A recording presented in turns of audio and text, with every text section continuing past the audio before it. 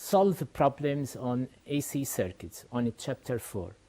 The problems will be of gradual difficulty. Also, we'll have a chance to answer multiple choice questions, and we'll compare between moving coil galvanometer and hot wire ammeter. So let's get started. Problems on AC circuits. First problem, a tuning circuit consists of 14 picofarad capacitor, and the inductance of its coil is 5 millihenry. Picofarad should be converted into farad. It is multiplied by 10 power negative 12. Millihenry should be converted into Henry, multiplied by 10 to the power of negative 3. What about this tuning circuit? It receives a wireless wave of frequency 600 kilohertz. Okay. If the coil is replaced by another of inductance 15 millihenry, so we've changed the inductance. L is changed into 15. Okay, and the capacity of its capacitor is increased by 28 picofarad. It is increased by 28 picofarad, not increased to B. Okay. And now calculate the frequency of the new wave that can be received by the circuit. Okay, what rule to be used here? Okay, it is at resonance.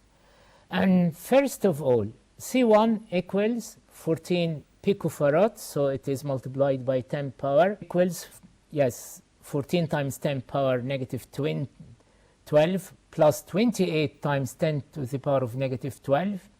It is 42 times 10 to the power of negative 12.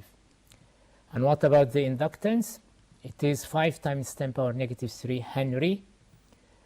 And it is increased, or it is changed, okay, into 15 times 10 to the power of negative 3 Henry.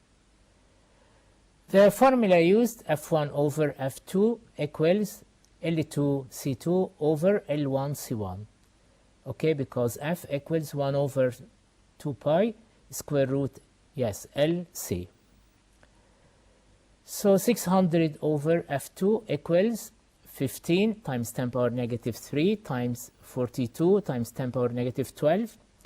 L1 is given to be equal 15 times 10 power negative 3 times C1, which is 14 times 10 power negative 12. In this way, F2 is calculated, and it is 200 kilohertz. Okay, it will be in kilohertz since we used F1 in kilohertz. Find the readings on the voltmeters, knowing that the effective value of the current through the circuit is 2 amperes. So current is given. In the following circuit, we've got the current, it is equal to 2 amperes, and we want the readings on each voltmeter. Okay? In front of you, we've got a circuit, a current of 2 amperes is flowing through it. Okay? 314.28 rad per second is the omega. Okay. Ohmic resistance equals 50 ohm. Inductance given in millihenry, 63.66. C capacity equals 1.59 times 10 to the power of negative 4 farad. We want the reading on V1, V2, V3, and V4. Okay. We'll do it one by one, but first of all, we need to calculate XL, inductive reactance, and we'll do the same concerning the capacitor, capacitive reactance. Okay, let's take it one by one. Omega L equals XL. Okay, so it is equal to 314.28 times L given in front of you, 63.66 times 10 to the power of negative 3. Okay, it will be equal to 20 ohm. Will you please keep it, bear it into your mind? It is 20 ohm, the inductive reactance XL. And what about XC? It is 1 over omega C. So it is 1 over 314.28 times 1.59 times 10 power negative 4. It will be also 20. XL, when XL equals XC, we've got a resonance state. And what about resonance state? In that state, V total equals VR. V total equals VR. Okay? So V total equals VR, and it is equal to IR. I given in the problem in the very beginning, it is equal to 2, resistance 50, so it is 100 volt. V total is equal to VR. We managed to obtain two things. Okay, and now we want V2. V2 is the voltage across the coil. Yes, it is IXL. I times XL equals XL. We managed to obtain it. It is 20, so it is 40 volt. And V3 also equals 40 volt. The question now, how to calculate V4? It is the difference between V2 and V3, so it is 0. So 40 minus 40, it is equal to 0. Another problem, calculate the potential difference across each element of the circuit. The following circuit, of course, and the power consumed in the circuit. So a circuit will be shown to you right now. Okay, what about the figures we've got? 200 volt, it is the effective value of the voltage, frequency 60 hertz. We've got an ohmic resistor, its value 44. Yes, the coil has an ohmic resistance of 36 ohm, and in reactance, inductive reactance 90 ohm. Capacitive reactance is given to be 30. So we need to calculate the impedance of the circuit, Z. It is equal to square root RT squared plus XL minus XC. RT means, our total, the total ohmic resistance in the circuit. We have two ohmic resistors, 44 and 36. Okay, so 36 plus 44, 80. So Z equals 80 squared. XL is given to be 90 minus 30. Okay, so Z equals square root 80 plus 60. Of course, it will be 100. So we've managed to obtain the impedance of the circuit. So it's all easy for you to calculate the current. Yes, how? V over Z. Current equals V over Z. It is 200 over 100. It is 2 amperes.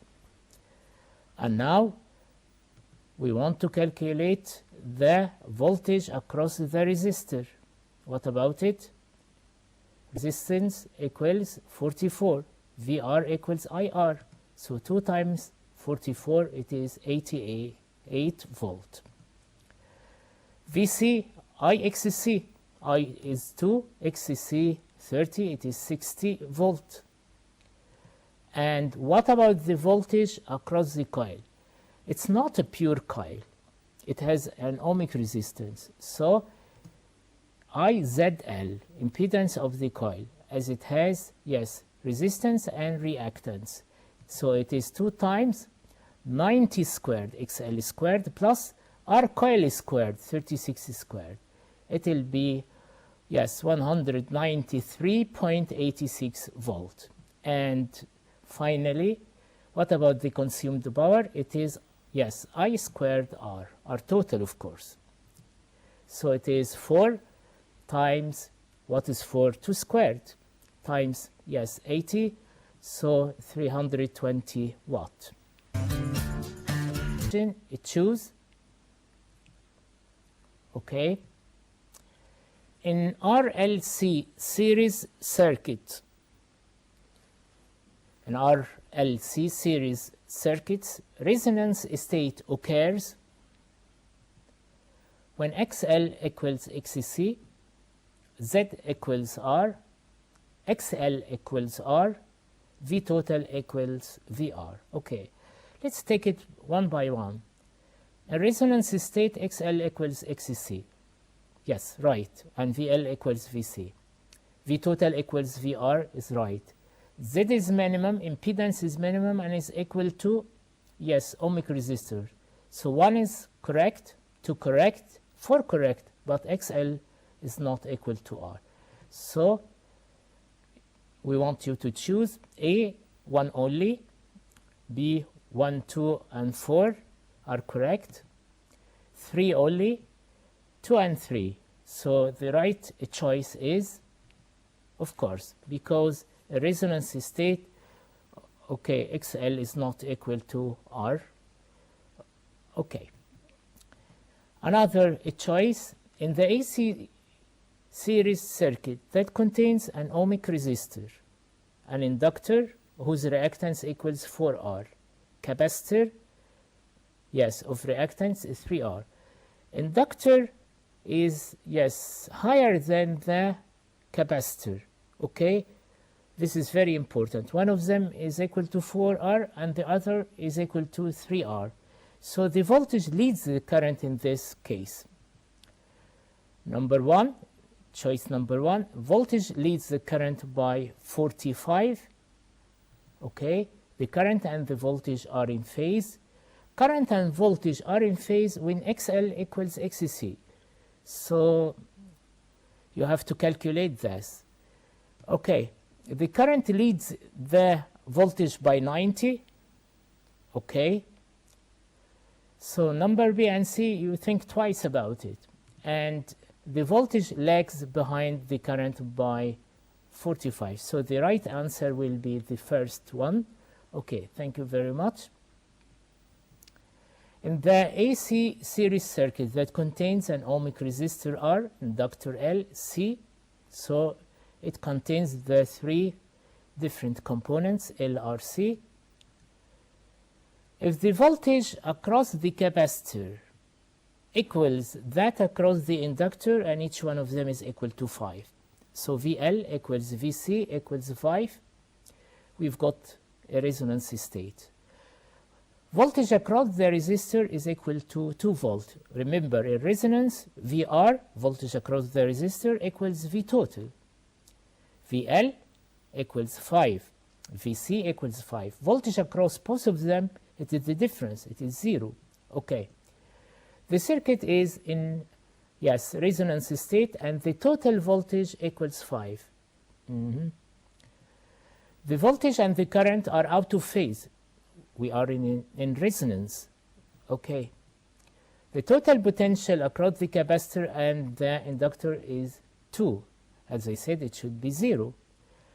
The frequency of the AC source equals 1 over 2 pi square root L over C. Of course, it is number 4. Okay. In an AC circuit that contains an inductor, the maximum current that flows, so we've got a coil, inductive coil, we call it inductor.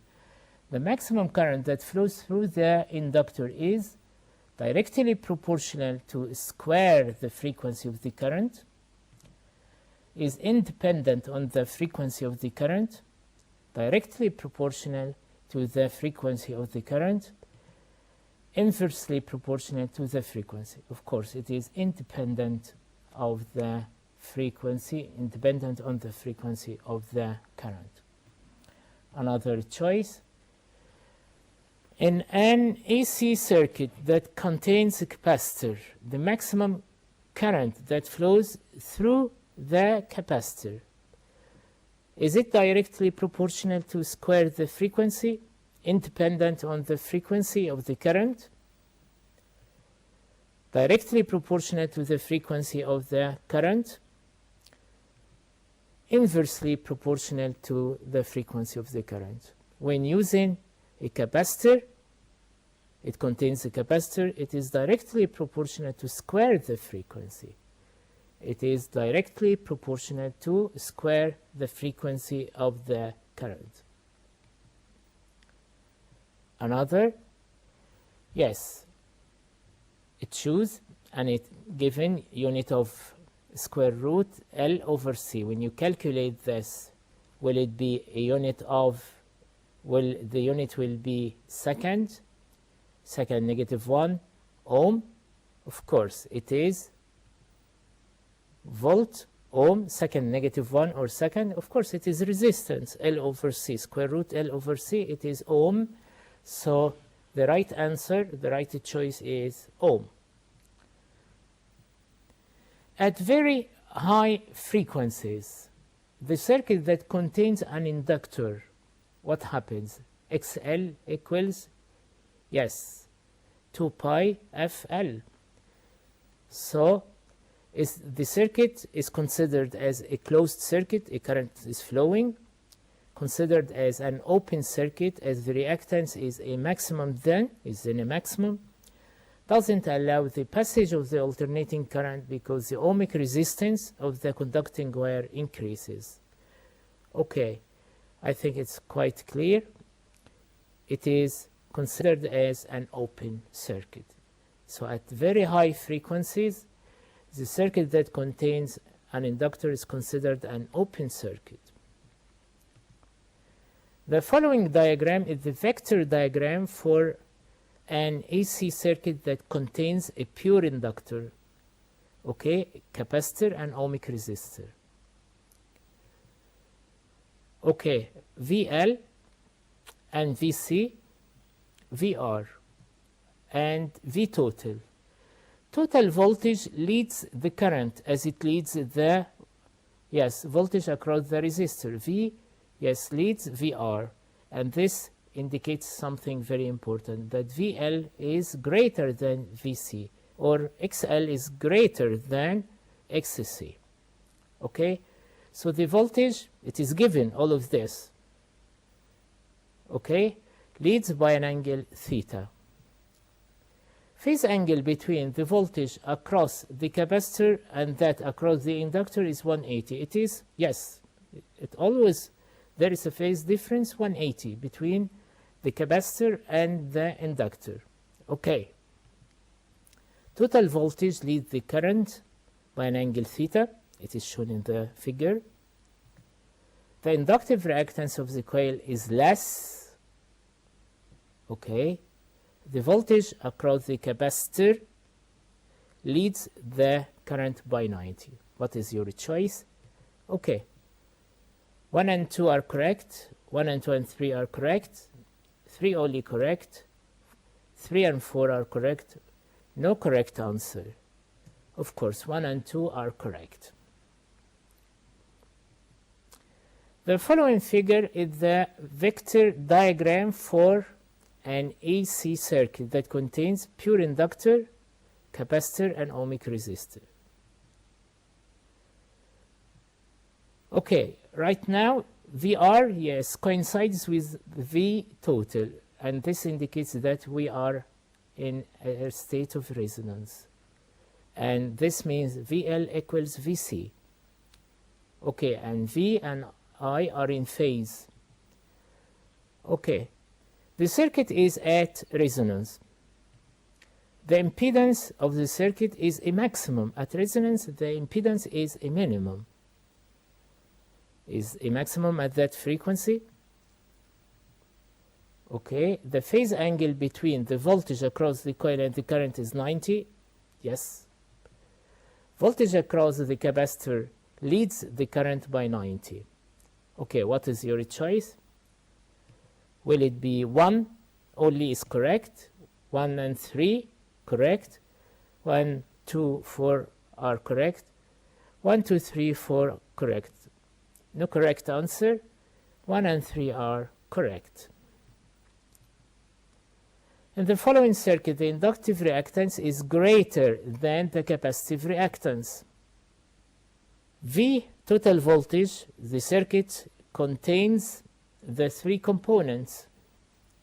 Yes, capacitance, reactance, capacitance, inductor, and ohmic resistor. Okay. Total voltage equals VR squared plus VL minus VC. Yes, all squared. Okay. Yes, quite clear, it is right. V1 is the difference between VL minus VC. Okay, let me show it to you once again. V1, it is the voltage across, yes, both coils and the capacitor. Yes, it is calculated by the difference. So V total equals square root VR squared plus VL minus VC all squared. V1 equals VL minus VC. VR, always replace VR by I leads VC by 90. Phase angle between VL and VC, it is always 180. Okay, so I'll give you just 2 seconds to remember. Okay, what about number 1, number 2, number 3, and number 4? Okay, 1, 2, 3 are correct. All are correct. 4 only is correct. No correct answer. Okay, so it is 1, 2, 3. This is the right choice.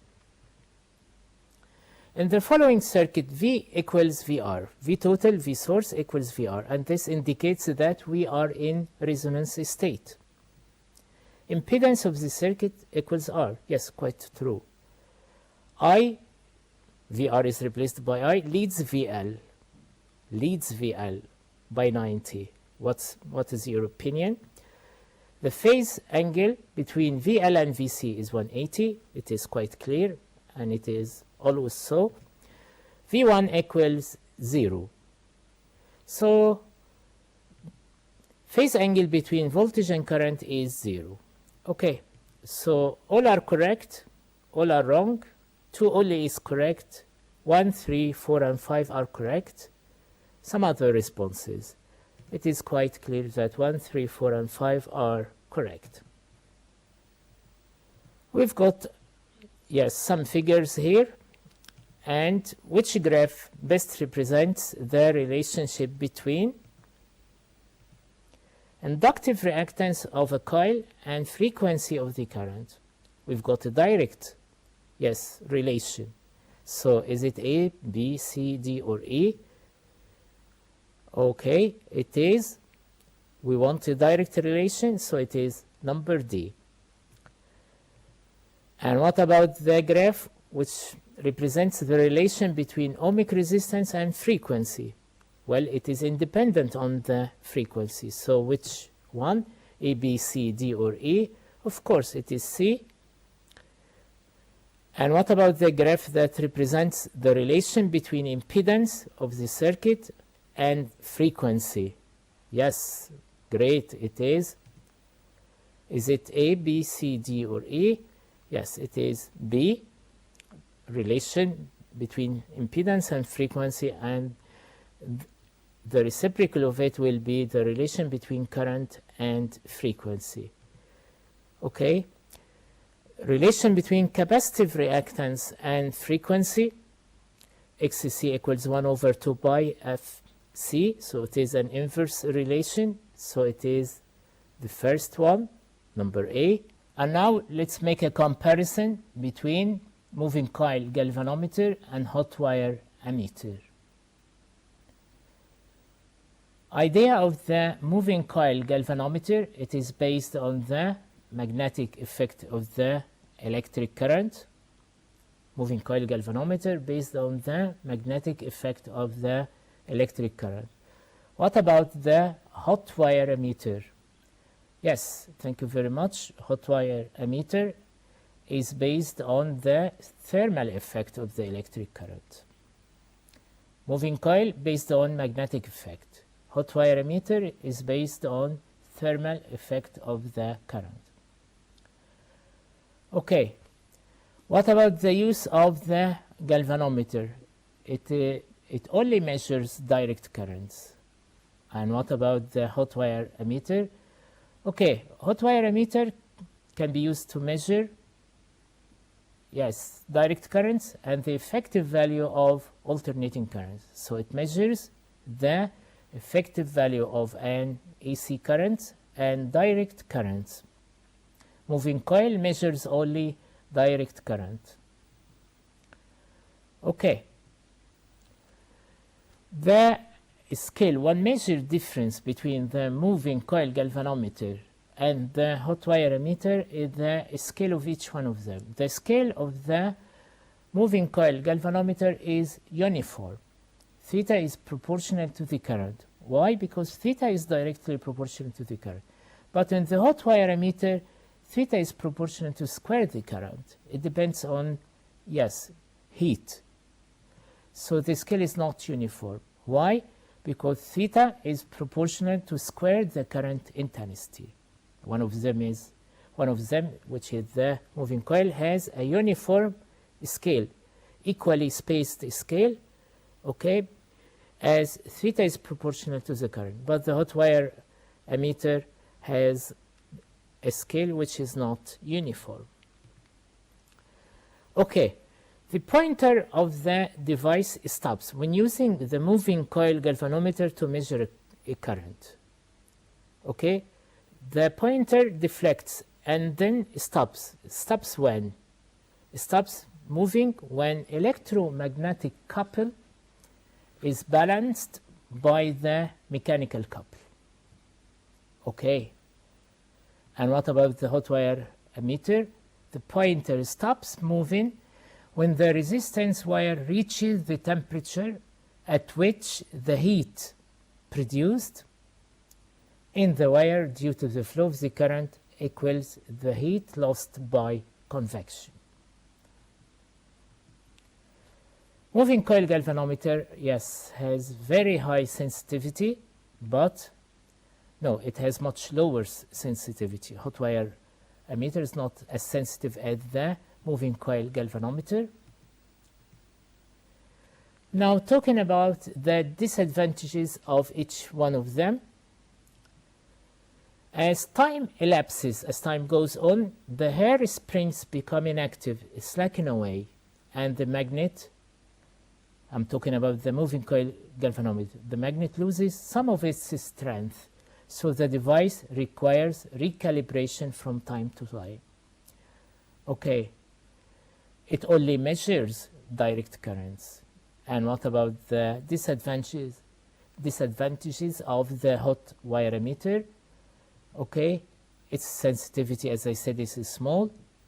It is affected by the atmospheric temperature.